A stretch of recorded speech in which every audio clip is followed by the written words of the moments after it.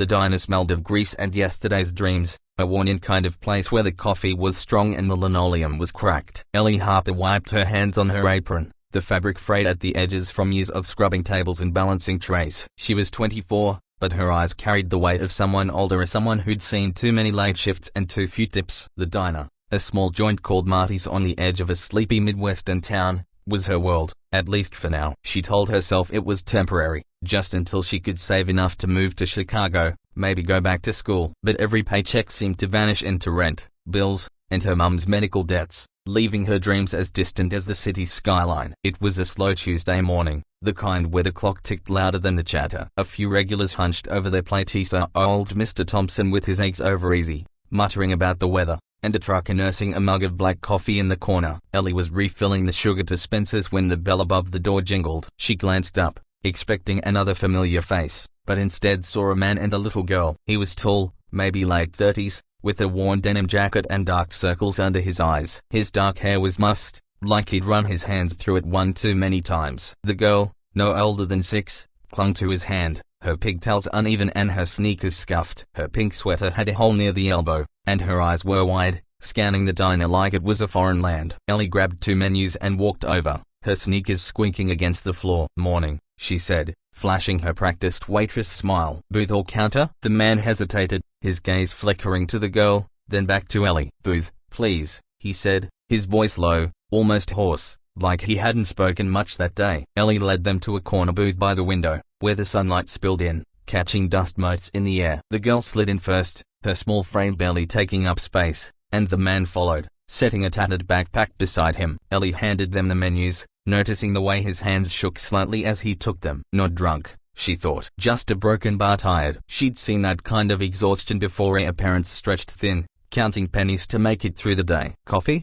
she offered, holding up the pot she'd grabbed on the way. He glanced at the menu, then at the girl, who was staring at the pictures of pancakes with a kind of quiet awe. Yeah," he said. "Just one, though, and a broken bar, maybe a water for her." "Got it," Ellie said, pouring him a steaming mug. "I'll give you a minute to decide." She stepped back, but not before catching the way the girl's eyes lingered on the menu, her small fingers tracing the image of a chocolate chip pancake stack. Ellie's chest tightened. She knew that look of wanting something you knew you couldn't have. She busied herself behind the counter, wiping down the same spot she'd cleaned 10 minutes ago. Marty, the owner, was in the back, probably arguing with the supplier over late deliveries. Ellie kept an eye on the booth, watching the man lean down to whisper to the girl. She giggled softly, and his face softened for a moment, the lines of worry easing. Ellie wondered what their story was. A single dad, maybe, down on his luck. The backpack suggested they were traveling, but there was no suitcase, no car keys on the table, just the 2 of them, adrift. When she returned to take their order,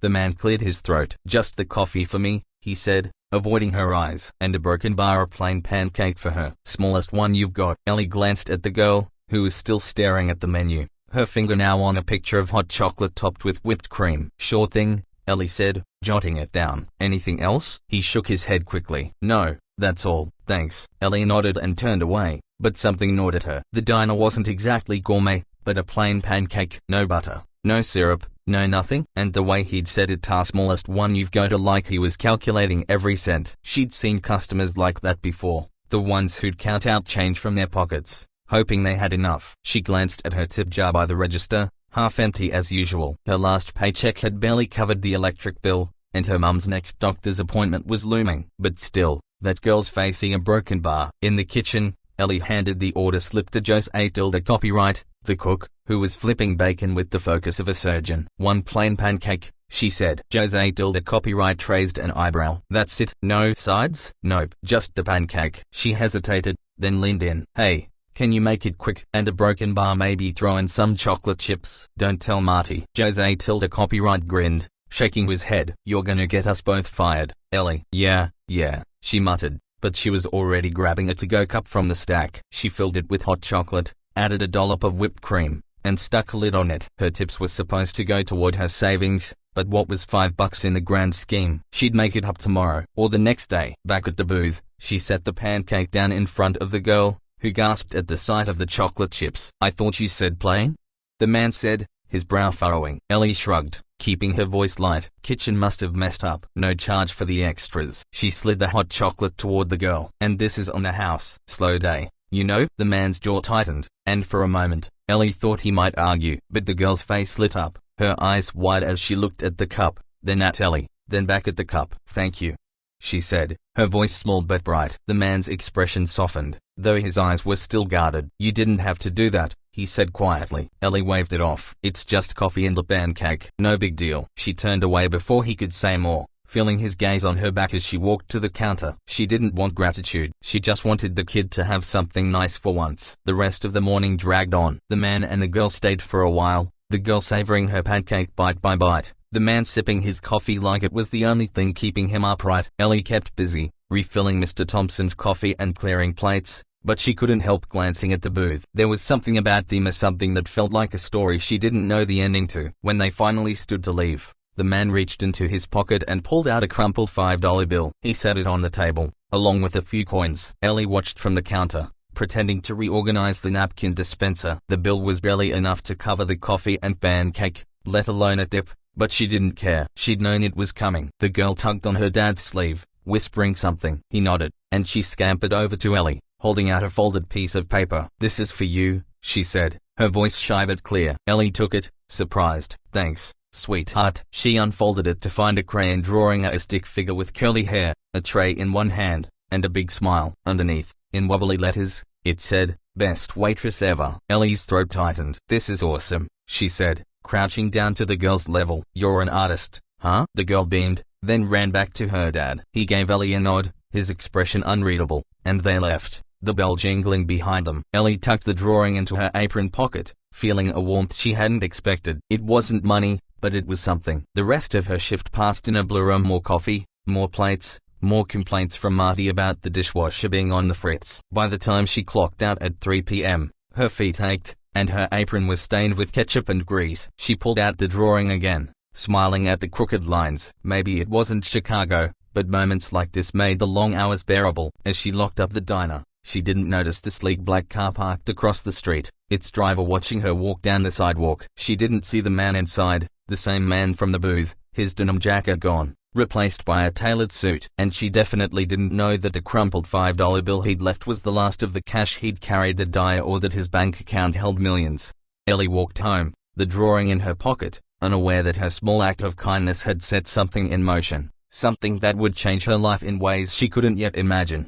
2 weeks later, Ellie was back at Marty's, pouring coffee for the morning crowd. The diner hadn't changed yet, the same cracked linoleum, same flickering neon sign, but something felt different. Maybe it was the way the regulars had started tipping a little better, or the fact that her mom's latest test results were promising, or maybe it was the crayon drawing she'd taped to her fridge, a reminder of the little girl and her dad. The bell jingled, and Ellie looked up, expecting another regular. Instead, a man in a sharp suit walked in, his polished shoes out of place against the greasy floor. It took her a second to recognize him. The same tired eyes, the same dark hair, now neatly combed. The man from the booth. No little girl this time, no backpack, just him, looking like he'd stepped out of a different world. "Hi," he said, his voice smoother now, less strained. "Ellie, right?" She blinked, glancing at her name tag. "Yeah, good to see you again. Where's your daughter?" He smiled, a real one this time, not the tight-lipped one from before. "She's at school. I came to talk to you." Ellie's stomach twisted. Had she done something wrong? Overstepped with the hot chocolate? "Okay," she said cautiously,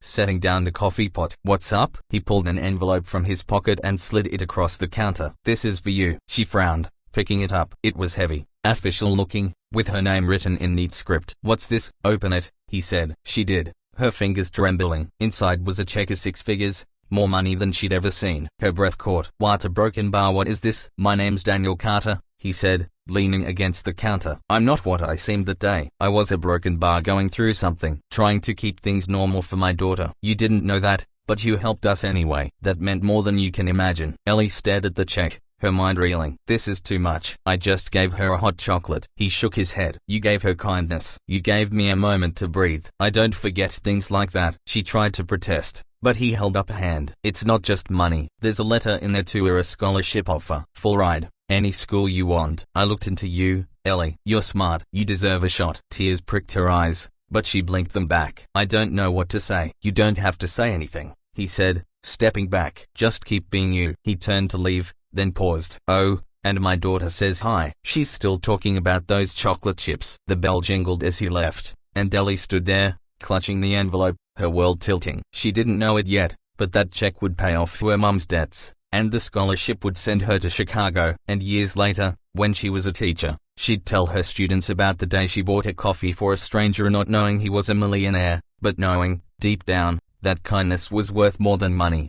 Ellie Harper's sneakers squeaked against the cracked linoleum of Marty's diner, the familiar rhythm of her steps blending with the hum of the coffee maker and the low murmur of early morning regulars. The air carried the scent of bacon grease and burnt toast, a comforting constant in her chaotic life. At 24, Ellie was tethered to this small Midwestern town by her mother's medical bills and a stubborn hope that one day she'd save enough to chase her dream of moving to Chicago. For now, though, she was here, pouring coffee and scraping by on tips that barely covered her rent. The diner was quiet that Tuesday, the kind of quiet that made the clocks ticking feel louder than the conversations. Old Mr. Thompson grumbled over his eggs, and a lone trucker stared into his mug like it held the answers to life's problems. Ellie was refilling ketchup bottles when the bell above the door jingled, announcing new customers. She looked up to see a man and a little girl step inside. He was tall, with a worn denim jacket and a face etched with exhaustion, his dark hair messy as if he'd been tugging at it. The girl, maybe 6, clung to his hand, her pigtails uneven and her sneakers scuffed, a hole in the elbow of her pink sweater. They looked out of place, like they'd wandered in from a different story. Ellie grabbed 2 menus and approached, her smile automatic but warm. "Morning. Booth or counter?" she asked. The man's eyes flicked to the girl, then back to Ellie. "Booth, please," he said, his voice rough, like he hadn't slept in days. She led them to a corner booth by the window, where the morning light spilled in, catching flecks of dust in the air. The girl slid in first, her small frame barely denting the vinyl seat, and the man followed, setting a tattered backpack beside him. Ellie handed them the menus, noticing the faint tremble in his hands as he took them. Not nerves, she thought, it just bone-deep weariness. She'd seen it before in customers who counted every penny, their eyes scanning menus for the cheapest option. "Coffee?"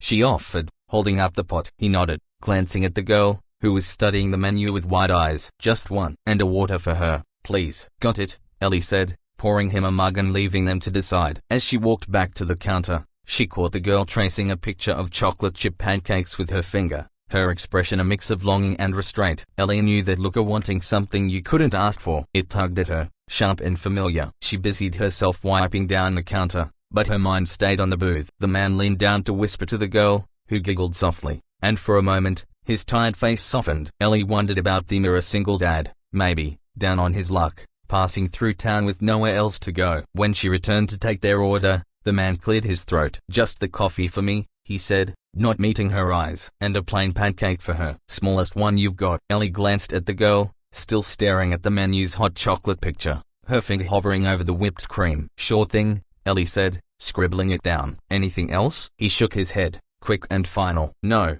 that's all, thanks." She turned away, but the order sat heavy in her chest. A plain pancake, no extras, no frills. She'd seen customers like this before, stretching their last dollars to feed their kids. Her own tips were meager. Her jar by the register held maybe $10 from the morning, but she couldn't shake the girl's hopeful eyes. In the kitchen, she handed the order slip to Jose Tilda Copyright, the cook, who was flipping bacon with practiced ease. "One plain pancake," she said. Jose Tilda Copyright raised an eyebrow. "That's it?" "Yeah." She hesitated, then lowered her voice. "Can you add some chocolate chips?" "Don't tell Marty." Jose Tilda Copyright smirked. "Your trouble, Ellie." She grinned, grabbing a to-go cup and filling it with hot chocolate, topping it with a swirl of whipped cream. It was a small gesture, maybe $5 out of her tips, but she'd make it up somehow. Back at the booth, she set the pancake in front of the girl, who gasped at the chocolate chips. "I thought you said plain?"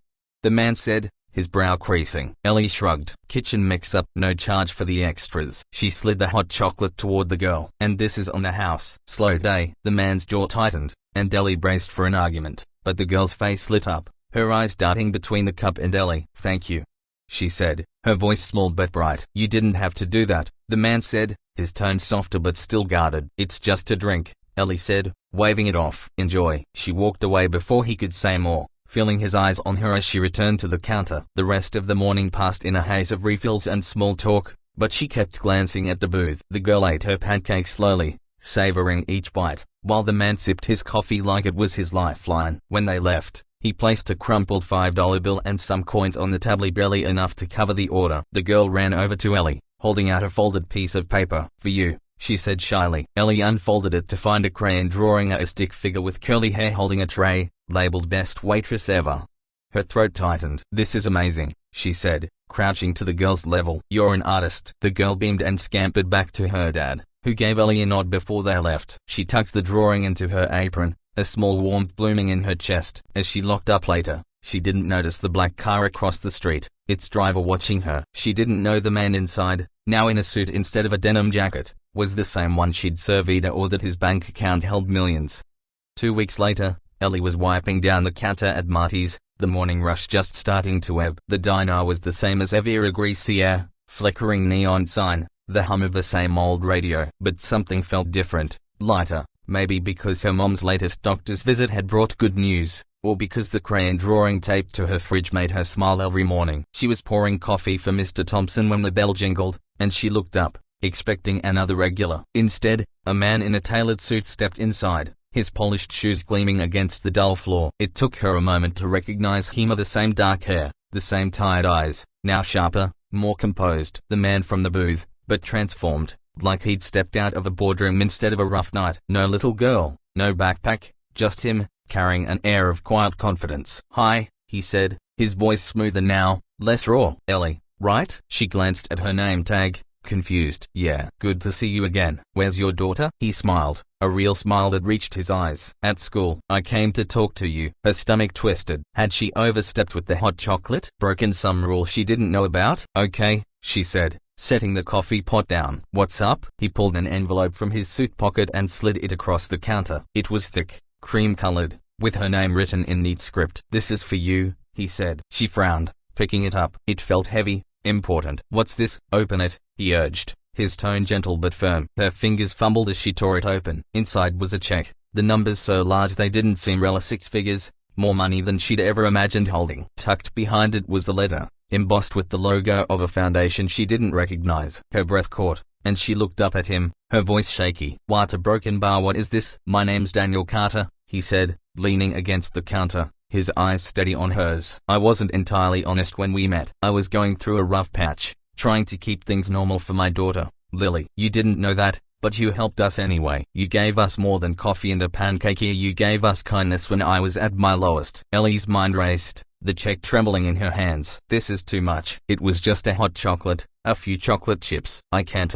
He held up a hand, stopping her. "It wasn't just that. You saw us, really saw us, when most people would have looked away. That day, I was a broken bar, lost, trying to figure out how to be a dad, how to keep Lily safe after everything fell apart. Your small gesture had reminded me there's still good in the world." She shook her head, the numbers on the check blurring as her eyes stung. "But these are broken bar. This is life-changing money. I don't deserve it." "You do," he said firmly. "And it's not just money. Read the letter." She unfolded it, scanning the words. It was an offer for a full-ride scholarship to any university of her choice, funded by the Carter Foundation. Her heart pounded. "A scholarship? How did you?" "I did some digging," he admitted, a faint smile tugging at his lips. "You're smart, Ellie. You've been putting everyone else first. Your mum, this diner, strangers like me. It's time someone put you first. That scholarship is yours, no strings attached. Pick a school, any school. Chicago, if that's still your dream." Ellie's knees felt weak, and she gripped the counter for support. Chicago. The word alone conjured images of city lights, lecture halls, a life beyond the diner's greasy walls. She thought of her mum, the hospital bills that kept her awake at night, the dreams she'd buried under years of double shifts. "I don't know what to say," she whispered. "You don't have to say anything," Daniel said, straightening. "Just take it, use it, make something of it." He paused, his smile softening. "Oh, and Lily says hi. She's still talking about those chocolate chips. Wants to know if you can teach her how to make pancakes." Ellie laughed, a choked sound that was half a sob. "Tell her she's got the deal." He nodded, turning to leave, but paused at the door. "One more thing," he said, glancing back. "That drawing she gave you? She spent all morning on it. Said you were her hero." The bell jingled as he left, and Ellie stood frozen, clutching the envelope. The diner seemed quieter, the world outside sharper, like everything had shifted in an instant. She looked at the check again, the numbers real now, not a dream. It was enough to clear her mum's debts, to give them breathing room for the first time in years. The scholarship letter felt even heavier, a ticket to a future she'd thought was out of reach. She tucked the envelope into her apron, her hands still shaking, and went back to work, pouring coffee for Mr. Thompson, who was now complaining about the price of gas. But her mind was elsewhere, spinning with possibilities. She thought of the girl, Lily, and her crayon drawing, still taped to the fridge in Ellie's tiny apartment. She thought of Daniel, a man who'd looked like he was carrying the world that day, but who'd turned out to be carrying millions and a heart big enough to repay a small kindness with a life-changing gift. The rest of her shift passed in a blur. Marty grumbled about the dishwasher, Joe's Tilda copyright teased her about sneaking extra bacon to a customer, and the regulars came and went. But Ellie felt different, like a weight had lifted. When she clocked out, she walked home under a sky streaked with pink, the envelope in her pocket a quiet promise. She didn't know it yet, but that check would pay off her mum's medical bills within weeks, freeing them from the shadow of debt. The scholarship would take her to Chicago, to a university where she'd study education, her dream of teaching no longer just a fantasy. Years later, Ellie would stand in a classroom, her students' faces bright with curiosity. She'd tell them a story not about the money, but about the day she bought a coffee and a hot chocolate for a stranger and his daughter. She'd tell them how kindness could ripple, how a small gesture could change everything, even when you didn't know the whole story. And in her desk drawer, she'd keep a faded crayon drawing, a stick figure with curly hair labeled Best Waitress Ever, a reminder that sometimes, the smallest moments held the biggest futures.